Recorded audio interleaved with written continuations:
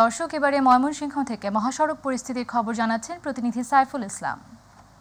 ধন্যবাদ আপনাকে। আপনি জানেন যে আজকে কারফিউর ৭ম দিন অতিবাহিত হচ্ছে এবং ময়মনসিংহে কিন্তু সকাল ৮টা থেকে সন্ধ্যা পর্যন্ত কারফিউ শিথিল করা হয়েছে এবং এই শিথিল করার কারণে কিন্তু আজকে ময়মনসিংহ নগরীতে কিন্তু মানুষের ঢল নেমেছে। আমি যদি দেখাই যে ময়মনসিংহ নগরীর এই গাঙ্গিনাপাড় ট্রাফিক এলাকায়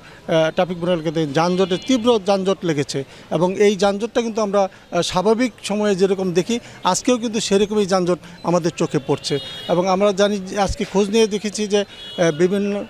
জেলা এবং আন্তঃজেলা সড়কেও কিন্তু যানবাহন চলাচল আজকে স্বাভাবিক হয়েছে এবং লোক বিভিন্ন মার্কেটেও কিন্তু খোলার কারণে মার্কেটগুলোতেও কিন্তু ক্রেতাদের ভিড় বেড়েছে এবং বিভিন্ন বিধানগুলিতেও কিন্তু বেশ ভালো বেচাকেনা হচ্ছে এবং যে কাঁচা বাজারগুলি আছে সেখানেও কিন্তু প্রচুর আমদানি হয়েছে এবং মূল্য কিছুটা স্বাভাবিক বলেই ক্রেতারা জানিয়েছেন এবং ব্যাংকগুলোতেও কিন্তু আজকে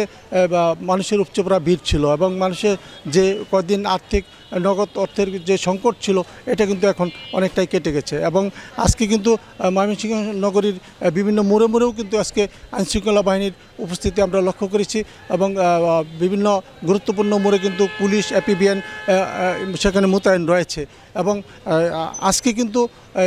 আমরা পুলিশের কাছে খোঁজ নিয়েছিলাম যে গত এই ছাত্র আন্দোলনে যে সহিংসতায় যেসব মামলা হয়েছে সেই মামলায় কিন্তু গত 24 ঘন্টা 18 জনকে গ্রেপ্তার করা হয়েছে। এই ছিল আমার কাছে সর্বশেষ